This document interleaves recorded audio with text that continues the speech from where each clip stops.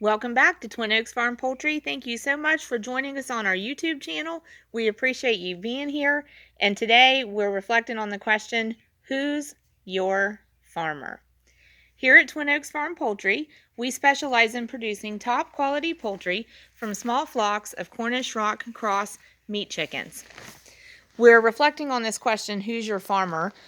Because we believe it's an important way to reconnect with the source of where our food is coming from so that we improve the nutritional quality of what we're choosing to eat and the overall quality and our satisfaction with our food.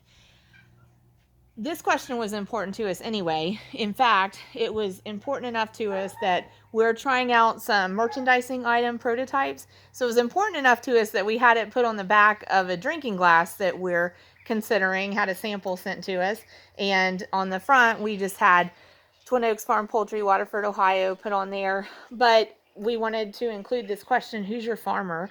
And then here in the last week, we've been reading and learning about a couple of food companies that have received no questions clearance from the United States FDA to market a food product that they're calling chicken, but when you research into the production of it, it does come from chicken cells, but it's lab grown. It's cell cultured, lab grown food product that they're calling meat, calling chicken. And so that really got this question, who's your farmer, weighing heavily on my mind because of this.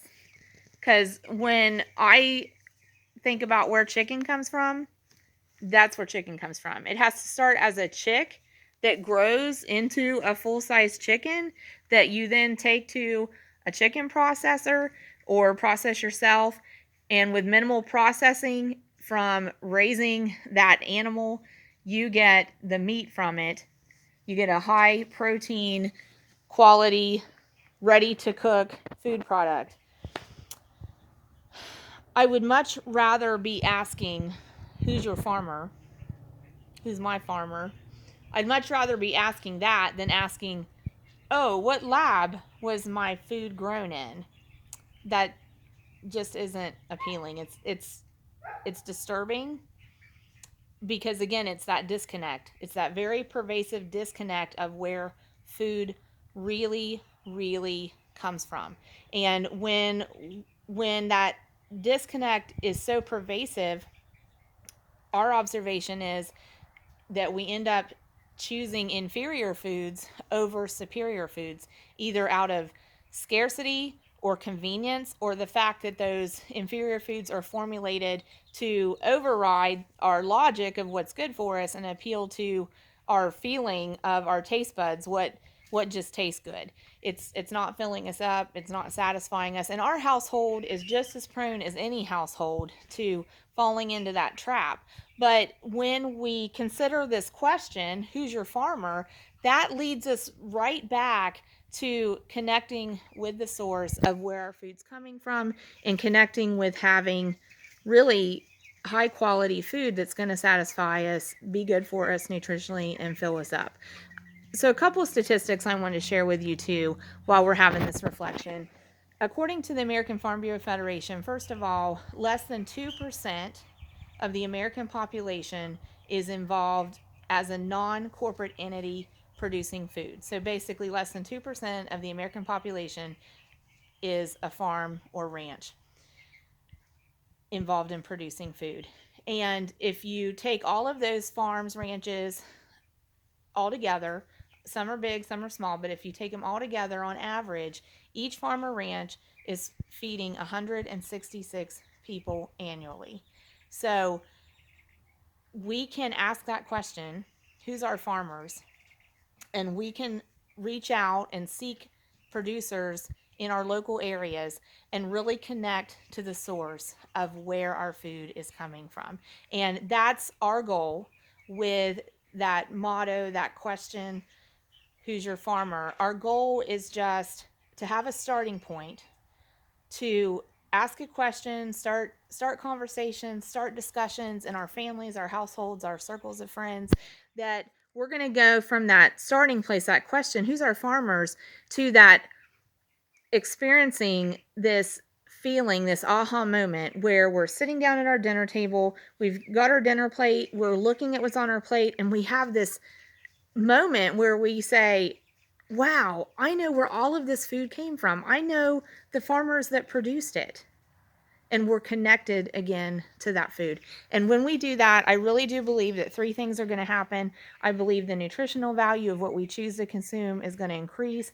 Therefore, the overall quality of the food that we're bringing into our households is going to improve, and our satisfaction from our food is going to improve. And when that happens, I also believe that we're going to have less food waste. Can you believe, even with the reality that hunger is real, that in our country, people experience hunger, don't have enough resources to access enough food. Even with that, of everything that's produced by American agriculture, approximately 40% of it is never eaten. It ends up thrown away. It ends up as food waste.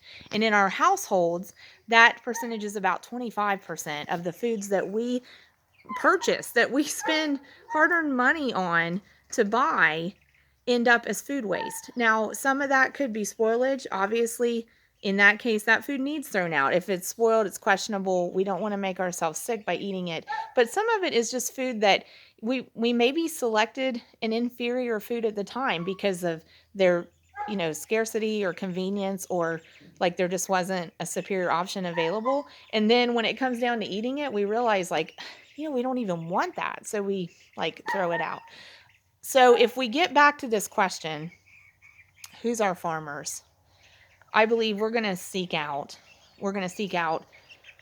quality food. It's going to retain more nutritional value because it's closer to the source where it came from. It's just obvious when food doesn't have to stay in transport and storage as long, it retains more of its nutritional value. So the closer we source it to where it came from, we're getting more of that nutritional value out of it. As we're doing that and choosing local foods that are higher nutrition, we're also conditioning ourselves out of that inferior food and into that better food. So we're going to want more of that. That's going to increase the quality of what we're eating, and we're going to be more satisfied with it. So we're going to throw out less of it. But this whole, like I said, this whole train of thought, why I wanted to do a reflection on our YouTube channel was because of the lab-grown, cell-cultured meat product. So I do want to encourage you to consider the question, who's your farmer? As for me, as far as chicken, I know where chicken comes from. Real chicken comes from real chickens. And for every food that you could want, I believe that we can find a food that is minimally processed, locally sourced, and you can ask, who's your farmer? And let that lead you to nutritional quality foods that you can get locally. Thank you for joining us on YouTube. We greatly appreciate you. We hope you'll subscribe, and we hope that you'll reflect on who's your farmer.